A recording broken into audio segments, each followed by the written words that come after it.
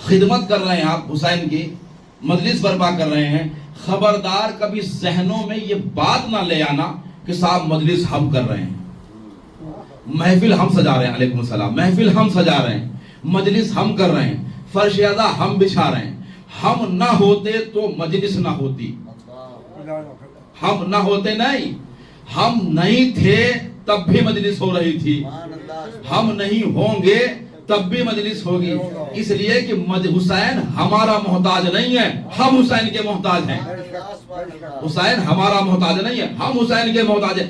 یہ تو یاد رکھیے کہ آپ خوش نصیب ہیں، آپ کا نصیب بلند ہے کہ آپ فرش عزا تک آ گئے، آپ کا نصیب بڑا ہے کہ حسین نے آپ کو اختیار کیا، آپ کا مقدر سمر گیا کہ حسین نے آپ کا اختیار کیا، آپ کو چوز کیا، ورنہ سوچیں جس کی خدمت کرنے کے لیے، جس کے دروازے کی دربانی کرنے کے لیے، نوکری کرنے کے لیے فرشتے اپنا شرف سمجھتے ہوں، جس کے گھر کی نوکری کرنے کے لیے فرشتے اپنا شرف سمجھتے ہوں، اپنی عزت سمجھتے ہوں، وہ حسین تمہارا انتخاب کر رہا ہے اپنی فرش عزا بچھانے کے لیے۔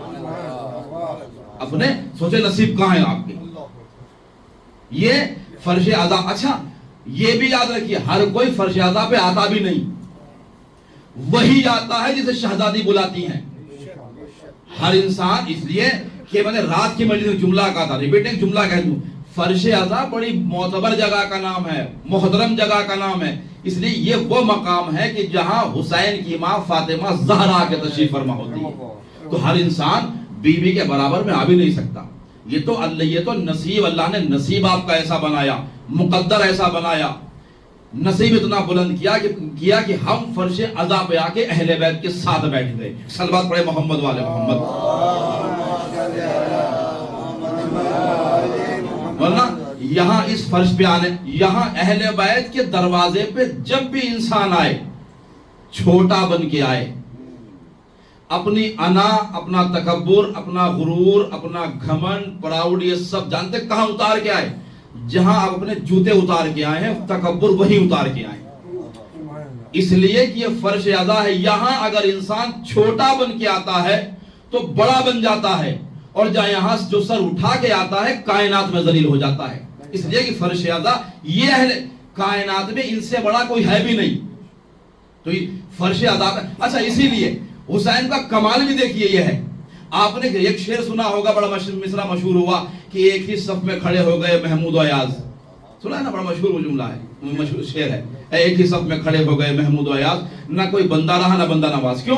کوئی انسان صفوں میں کھڑا ہوتا ہے، انسان صفوں میں کھڑا ہوتا ہے، وہاں دولت، شہرت، عزت، انفلوئنس سب ختم، ایک ہی لائن میں کھڑا ہوا ہے انسان۔ ایسا نہیں کہ جو بڑا ہوا، جو پیسے والا ہے وہ آگے کھڑا ہوگا، جو غریب ہے وہ پیچھے کھڑا ہوگا، ایسا تو نہیں ہے نا، کیونکہ صفوں میں آیا ہے، مسجد میں آیا ہے، نماز ادا کر رہا ہے، اللہ کے سامنے جھکا ہوا، وہی کمال مجلس حسین کا ہے۔ یہاں آ کے بیٹھنے والا ایسا نہیں ہے کہ غریب ہے تو فرش نیچے بیٹھے گا، دولت مند ہے تو اوپر بیٹھے گا، یہاں کیونکہ جو کمال صف نماز کا ہے وہی کمال فرش عزا کا ہے، جو وہاں آتا ہے وہ برابر ہو جاتا ہے، جو حسین کی بارگاہ میں آتا ہے وہ برابر ہو جاتا ہے۔ صلوات پڑھے محمد والے محمد۔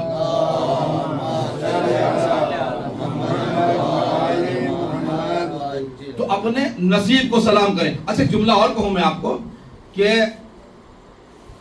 اگر حسین، اچھا فرش عزا پہ آئے ہیں، حسین کی بارگاہ میں آئے ہیں، حسین کی اگر ایک نظر کرم بھی ہم پہ ہو جائے، ایک نظر کرم ہماری دنیا اور آخرت دونوں سنوار دیتی ہے۔ میں مثال دوں گا آپ کو، ایک نظر کرم حسین کی، حسین اس ہستی کا نام ہے کہ اگر ایک بار حسین دیکھ لے، نظر اٹھا کے دیکھ لے تو بے اولاد راہب کو اولاد مل جاتی ہے۔ حسین اگر ایک نظر کرم کر دے تو بے پر فطر اس کو اڑان مل جاتی ہے، اگر حسین ایک نظر کرم کر دے تو حر کو نجات مل جاتی ہے۔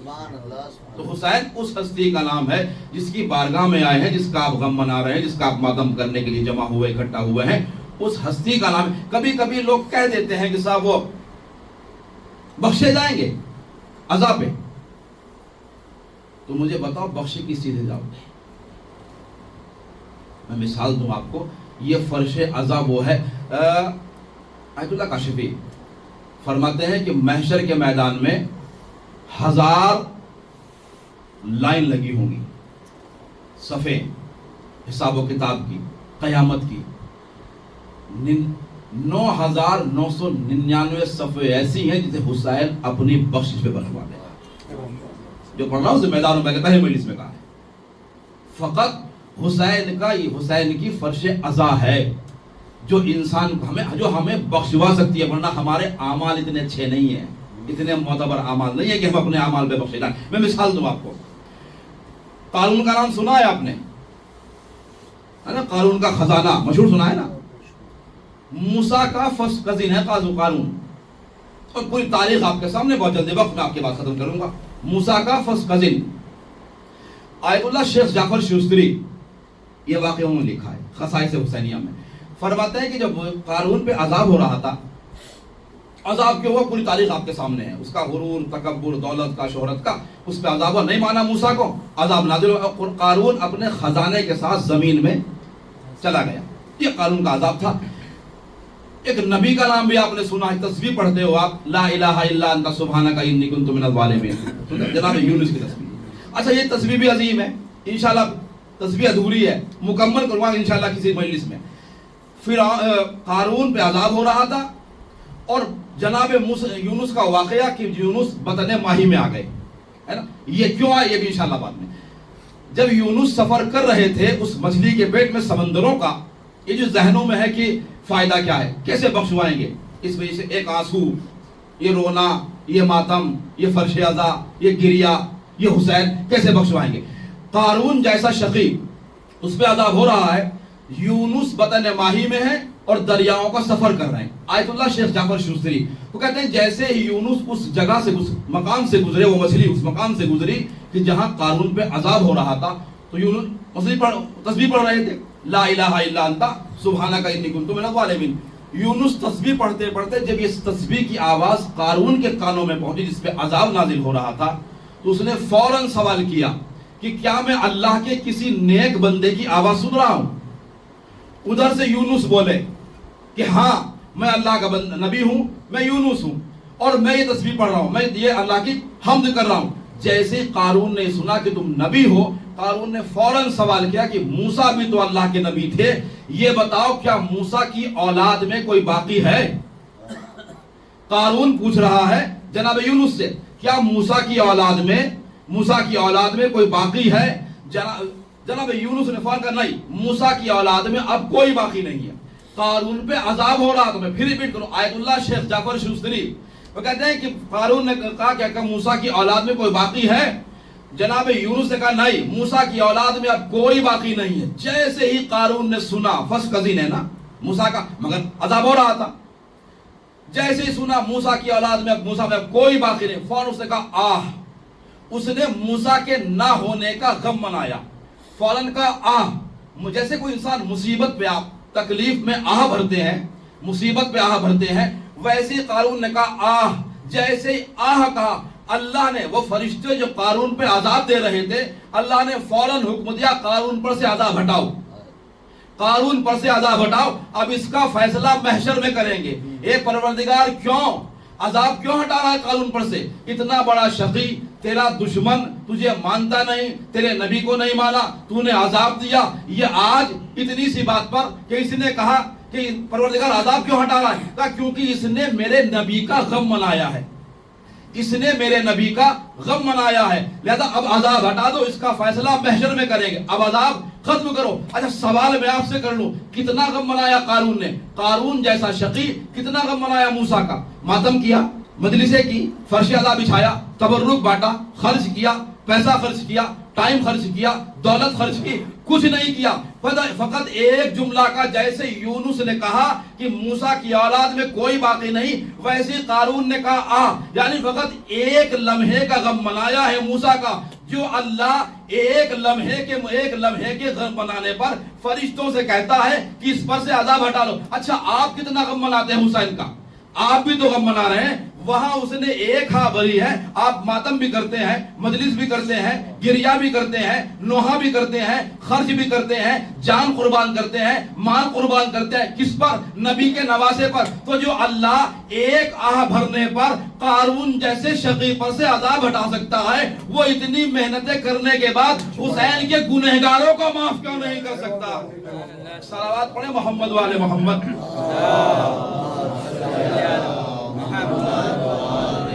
حسینیت زندہ سلامت. وہ اللہ, میں یہ نہیں کہہ رہا کہ ہم کرا, کبھی کبھی لوگ کہہ دیتے ہیں کہ صاحب کس بھروسے پہ کہہ رہے ہو جنت میں جاؤ گے. اگر اپنے بھروسے پہ کہیں تو آپ قدر پکڑ سکتے ہو. بھروسہ ان پہ ہے جو جنت کے مالک ہیں, امید ان پہ ہے جو ایک صلوات پڑھے محمد والے محمد.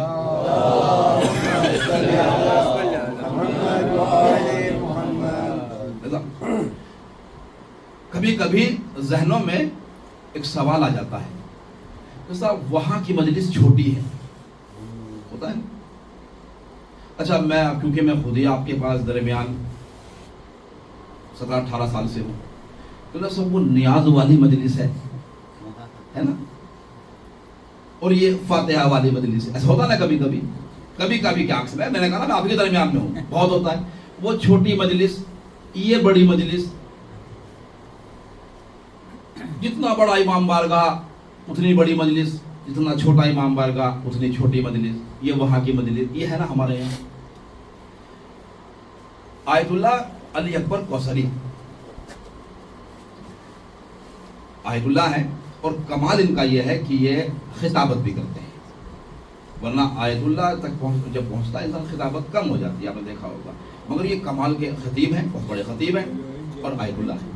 ایک دن اچھا مجلس پڑھتے ہیں, اور ایک دن اچھا بڑا واقعہ بہت بڑا ہے, میں شور کر رہا ہوں آیا مسائل پہ. مجلس پڑھ کے نکل رہے تھے مولا کے حرم سے 8ویں امام کی. کچھ بچے قریب آئے اور ابا کا دامن پکڑا, کہنے لگے سید ہمارے گھر پہ مجلس ہے, ہم یہ چاہتے ہیں کہ آپ مجلس پڑھیں. ارے وہ ظاہر سی بات ہے, میں آپ سے بلاؤں تو آیت اللہ ہے, کبھی کبھی انسان کا دماغ چڑھ جاتا ہے. 2 تعریف آپ کرتے ہیں, مولانا بڑی اچھی مجلس تھی آپ کی, فوراً بخار ہو جائے گا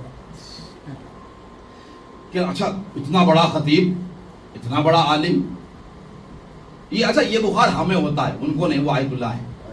ہاں یہ ہمارے ذہنوں میں فطور آ جاتا ہے کہ جہاں کسی نے کہا بڑی اچھی مجلس سے, بس صاحب مجھ سے بڑا ذاکر کوئی نہیں ہے, مجھ سے بڑا خطیب کوئی نہیں ہے, مجھ سے اچھی مجلس پڑھنے والا کوئی نہیں. میں نے آپ کو تو کہہ دیا بڑی مجلس ہمارے یہاں بھی ہے, مجھ سے اچھا ذاکر کوئی نہیں ہے. وہ آئے اور جیسے بچوں چھوٹے چھوٹے بچے تھے, کہنے کا آغا ہم یہ چاہتے ہیں کہ ہمارے یہاں مجلس ہے, آپ چلیں کہ مجلس پڑھیں.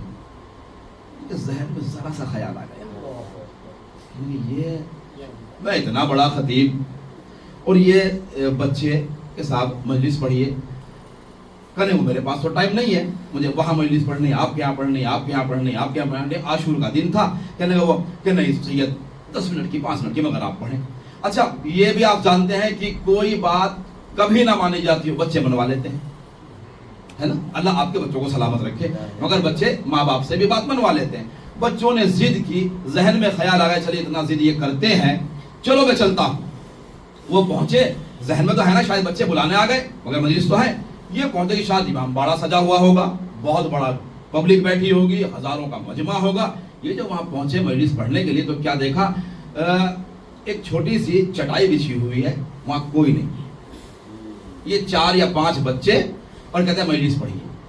قریب پہنچے کہ اچھا ممبر کہاں ہے, تو وہاں ممبر بھی نہیں. وہ بچوں نے 3-4 اینٹیں رکھی ہوئی ہیں, جسے آپ برکس کہتے ہیں نا, وہ اوپر نیچے رکھی ہوئی ہیں. کہ سید بسم اللہ بیٹھو.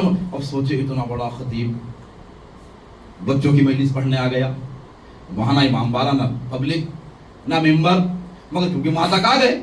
دیکھیں مجلس چھوٹی یا بڑی, وہاں تک آ گئے. جیسے ہی اچھا بیٹھ گئے, چلو 5 منٹ پڑھ دیتا ہوں, پڑھ کے جانے لگے بچوں نے پھر دامن پکڑ لیا. تو سید ہم نے تھوڑی فاتحہ, جسا فاتحہ کہتے ہیں, تبرک فاتحہ کہتے ہیں آپ, وہ بنائی, وہ بھی ہے, آپ وہ بھی لیں. اب ان کو جانا ہے مجلس پڑھنے کے لیے, کہنے فضا مجھے دیر ہو جائے, کہنے تھوڑا سا چکھ لیں. وہ بچوں نے جو وہاں ہوتے ہیں تبرک, وہ چائے جیسے چھوٹی سی وہ لا کے ان کو دی, انہوں نے ہاتھوں میں لی اور وہ چائے ٹھنڈی تھی یا کیسی تھی، انہوں نے ایک گھن برف واقعی ڈال دیا. جیسے ہی یہ مجلس پڑھ کے بچوں کی چلے گئے، جیسے ہی رات کو سوئے شہزادی فاطمہ زہرا خواب میں آ گئی. سید کتنی مجلسیں پڑھی، کتنی مجلس پڑھی، وہاں پڑھی، وہاں پڑھی، وہاں پڑھی، وہاں پڑھی. سید سنو، جتنی مجلس تم نے صبح سے لے کے شام تک پڑھی ہے، تمہاری ایک ہی مجلس قبول ہوئی. اے بی بی کون سی مجلس؟ وہ مجلس جو تم نے ان بچوں کے درمیان پڑھی تھی.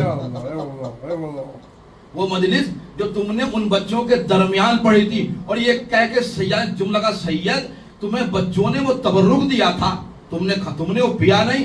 ہاتھوں کو جوڑ کے کہا بی بی خطا ہو گئی، اصل میں مجھے جانا تھا اور وہ چائے ٹھنڈی تھی. تبرک کا احترام کریں، وہ چائے ٹھنڈی تھی. سیدہ نے جملہ کا تجھے پتا ہے حسین کا تبرک بنایا کس نے تھا؟ کہا بی بی کس نے؟ کہا سید وہ تبرک میں نے اپنے ہاتھوں سے. کبھی نہ کہنا مجلس چھوٹی ہے. یا جس فرش پہ میں نے یہیں سے آغاز کیا تھا، جس فرش عزا پہ آ کے سیدہ بیٹھ جائے، کائنات میں اس سے بلند جگہ کوئی نہیں. سید وہ تبرک، وہ فاتحہ میں نے اپنے ہاتھوں سے بنائی. آپ کی ہر مجلس میں شہزادی شامل ہے. آپ وقت فرش عزا بچھاتے ہیں، آپ مجلس کے بانی نہیں ہیں. یقین کریں آپ. جیسے ہی آپ نے فرش عزا بچھائی، حسین کی ماں اس مجلس کی بانی ہے. اب یہ سوچ کے مجلس میں آیا کیجئے کہ فاتح حسین کی ماں فاطمہ زہرا ہمارا انتظار ہے. گرامی یہ ہے حسین کی جو بچوں کو مجلس اتنا بلند بنا دیتی ہے انسان کو. سید فقط وہ مجلس، کیوں؟ خلوص. جس کے عمل میں جتنا خلوص ہوگا اہل بیت کی بارگاہ میں، اس کا عمل اتنا ہی قابل ہوگا. زان گرامی پہلی مجلس ہے، اور آج کی پہلی مجلس میں ایک مصائب ہے جو آپ اکثر سنتے ہو. حسین مدینے سے چلے، حسین مدینے سے چلے. جب اللہ آپ کو کربلا کی زیارت نصیب کرے، مدینے کی زیارت نصیب کرے. جو گئے ہیں، جو وہ رخصت ہوتے ہیں اور کہتے ہیں نا کہ آخری سلام کرو، ودا کر لو، تو ہم اور آپ مڑ مڑ کے رسول کے روزے کو دیکھتے ہیں، مڑ مڑ کے حسین کے روزے کو دیکھتے ہیں کہ واپس کب آنا نصیب ہوگا. اے پروردگار مولا دوبارہ بلانا، پروردگار دوبارہ مدینے کی زیارت کرانا. تمنا رہتی ہے نا، بار بار مڑ کے دیکھتے ہیں. سوچیں وہ حسین جو مدینہ چھوڑ رہا ہے، نانا کا مزار چھوڑ رہا ہے، ماں کی لہد چھوڑ رہا ہے. سانے گرامی حسین جب نانا کی قبر پہ آئے ہیں تو علماء پڑھتے ہیں کہ قدم جمع جمع کے حسین چل رہے تھے. جب حسین بھائی کے قبر پہ آئے ہیں تو قدم جمع جمع کے حسین چل رہے تھے. لیکن جیسے حسین اپنی ماں کی قبر پہ پہنچے ہیں، علماء پڑھتے ہیں حسین ایسے قدم جمع کے نہیں بلکہ ایسے دوڑ کے گئے ہیں جیسے بچہ اپنی ماں کی آغوش میں دوڑ کے جاتا ہے. آوازی اماں لہو لہان چمن دیکھنے چلو، زینب کے بازوؤں میں رسن دیکھنے چلو. سانے گرامی حسین کا قافلہ ہے، ابھی جانے کو تیار ہے کہ ایک بار حسین کا 14 دن کا بچہ ہے اصغر، وہ صغرا کی آغوش میں ہے. حسین نے آواز جاؤ صغرا کی آغوش سے اصغر کو لے آؤ. ماں رباب آگے بڑھی مگر اصغر آغوش میں نہیں آتا. زینب آگے بڑھی، اصغر آغوش میں نہیں آتا. ام کلثوم آگے بڑھی، اصغر ہے اپنی بہن کو لپٹ جاتا ہے. صغرا کی آغوش میں اصغر ہے، بہن کسی کی آغوش میں نہیں آتا. کسی نے آ کے حسین کے کان میں کہا مولا اصغر کا عجیب ہے، ماں بھی جاتی ہے بچہ پلٹ کے بہن کی آغوش سے، ماں کی آغوش میں نہیں آتا، زینب کی آغوش میں نہیں آتا. حسین اپنے مقام سے اٹھے، صغرا کے قریب آئے، بیٹے کو بلانا چاہ، اصغر آیا نہیں. حسین جھکے، نہ جانے 14 دن کے بچے کے کان میں کیا کہا. بھائی نے بہن کی گود چھوڑی، ہمک کے باپ کی آغوش میں آ گیا.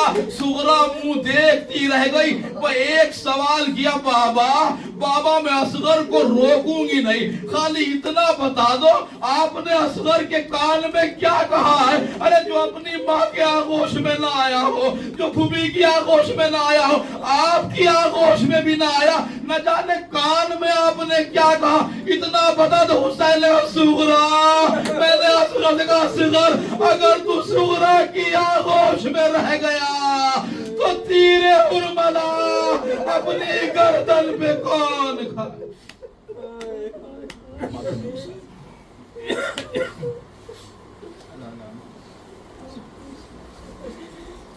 یا حسین